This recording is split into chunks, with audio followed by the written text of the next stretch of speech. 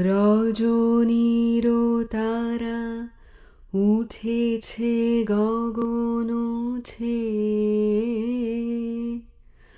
আছে সবে মোর বাতায়ন পানে চে।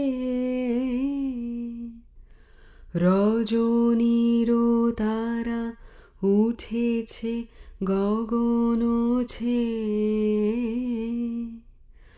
আছে সবে মোর বাতায়ন পানে চে।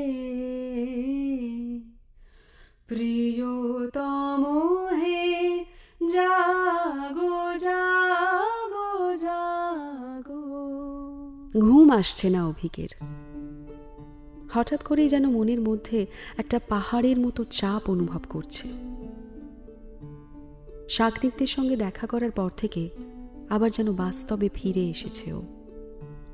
এই শেষ কদিন রোহিণীর সঙ্গে নতুন নতুন মেলামেশা ওকে এসব থেকে একটু দূরেই নিয়ে গেছিল।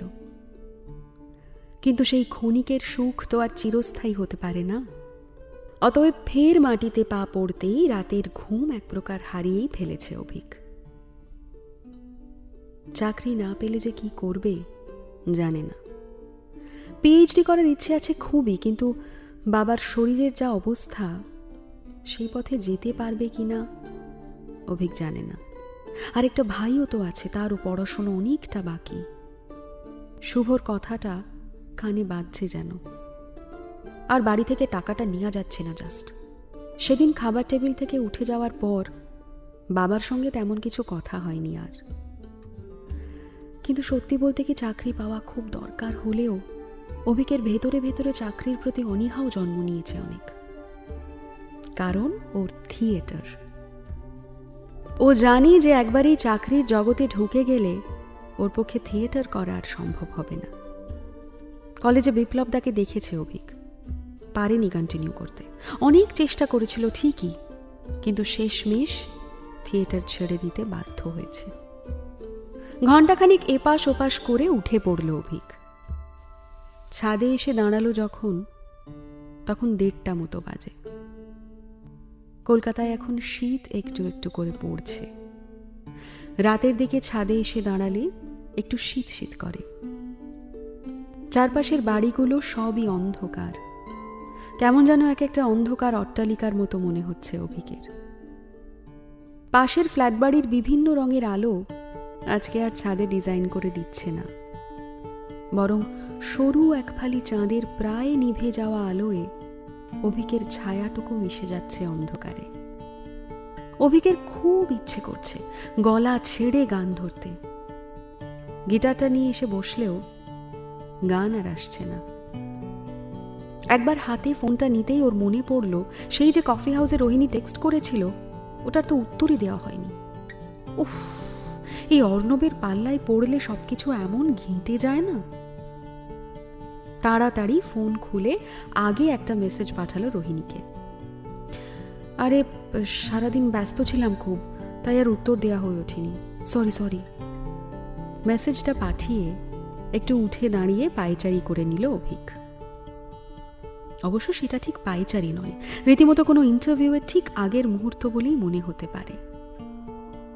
কিন্তু রোহিণী উত্তর দিতে নিল পাক্কা 20 মিনিট।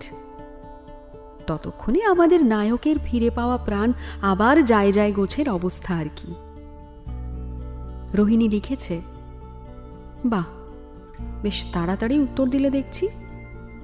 তা এত রাত অবধি জেগে আছো কেন?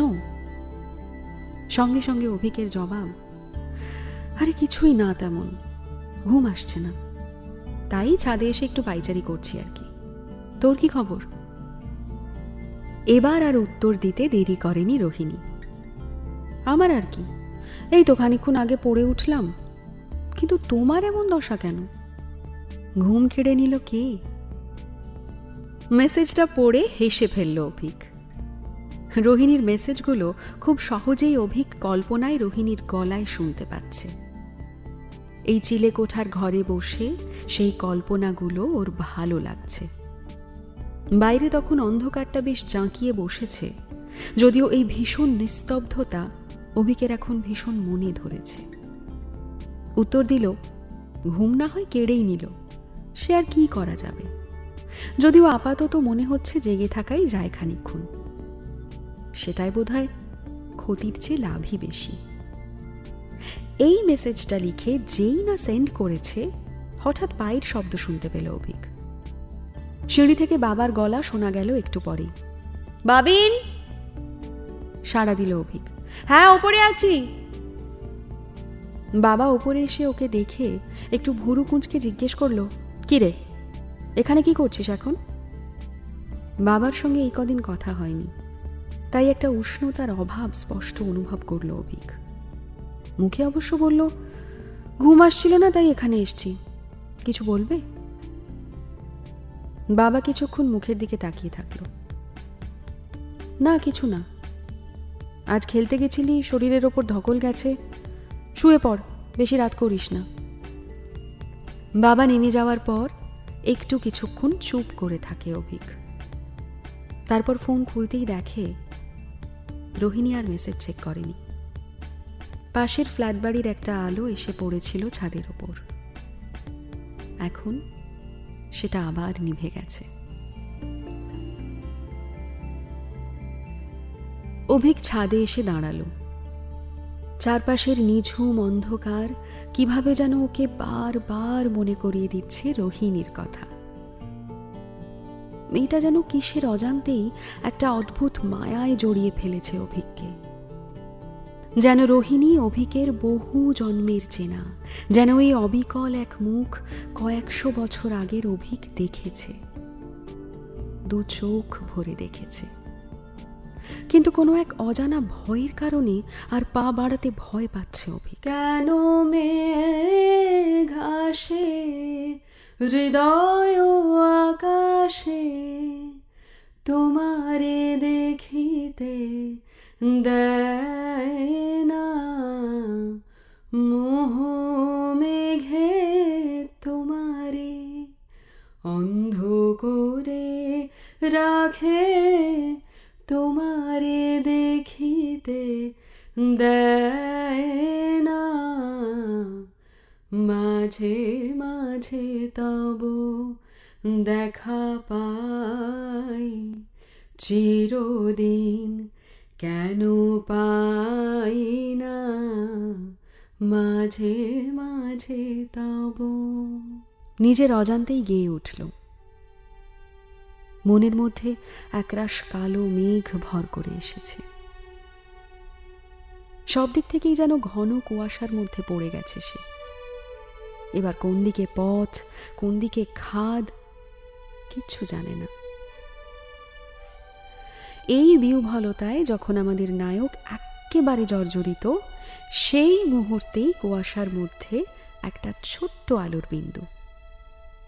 ফোনটা ফের একবার ভাইব্রেট করে উঠল। অভিক ফোন খুলে দেখে রোহিণীর একটা ভয়েস মেসেজ। প্রায় সঙ্গে সঙ্গেই সেটা চালিয়ে শুনল অভিক। রোহিণী বলছে, বাপ্পা, তোমার তো দেখছি দুদিন কথা বলেই কনফিডেন্স একেবারে শিখরে, তাই এরকম ব্যাটিং চালিয়ে যেতে পারবে নাকি একটু পরেই আউট? মুচকি হেসে অভিক বলল, দেখ, আমি তো বরাবর টেস্ট ভক্ত, তার উপর বিলম্বিত তালের গান গাইতে আমার বড় ভালো লাগে। তুই এবার দেখ তোর কোনটা পছন্দ। মুহূর্তের মধ্যে রোহিণীর উত্তর, আমার তো বাবা সবসময় টপ্পাই ভালো লাগে, আর বিহাগ থাকলে এক্সট্রা মার্কস পাওয়া যেতে পারে, চলবে? আমার তো চলতেই পারে, শ্রোতা তো রেডি, শিল্পী শুনিয়ে দিলেই হলো, উত্তর দিল অভিক। ঠিক আছে, নোট করে রাখলাম, আজ শোনাতে পারবো না, মা পাশে শুয়ে আছে। মেসেজ এলো রোহিণীর। ফিসফিস করে পাঠানো ভয়েস মেসেজগুলো আনমনা হয়ে শুনতে থাকলো অভিক। এই গলার স্বরই তাকেই বেশ কিছুদিন হয়ে গেল একেবারে মন্ত্রমুগ্ধ করে রেখেছে। এই রাতের অন্ধকারে রোহিণীর স্বরটা যেন আরও মায়াবী লাগছে। হঠাৎ কি মনে হওয়ায় লিখে পাঠালো, এই, তোর বাড়ি কোথায় রে? এত রাতে এত পাখি ডাকছে।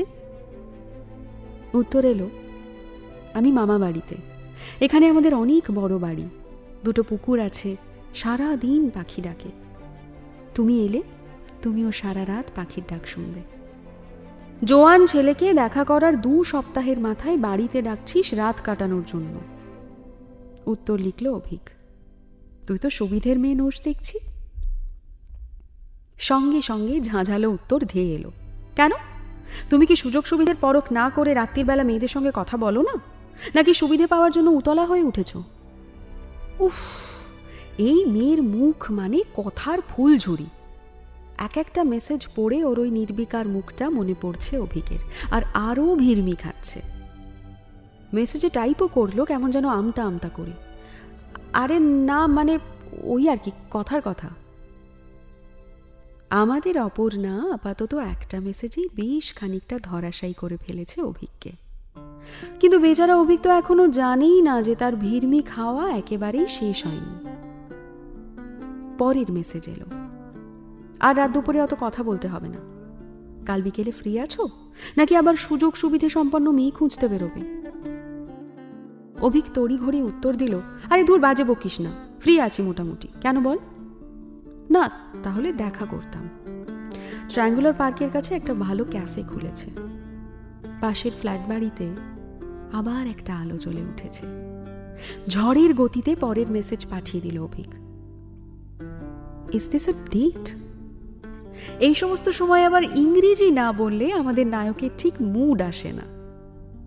কিন্তু নায়িকা তো আমাদের অপর্ণা। অভিকের মেসেজকে সিন করে অফলাইন চলে গেছে। এদিকে ড্যাব ড্যাব করে ফোনের দিকে তাকিয়ে বসে আছে আমাদের অভিক মশাই। তাহারে দেখি না যে দেখি না, শুধু মনে মনে ক্ষণে ক্ষণে ওই শোনা যায়। তাহারে দেখি না যে দেখি না, শুধু মনে মনে ক্ষণে ক্ষণে ওই শোনা যায়।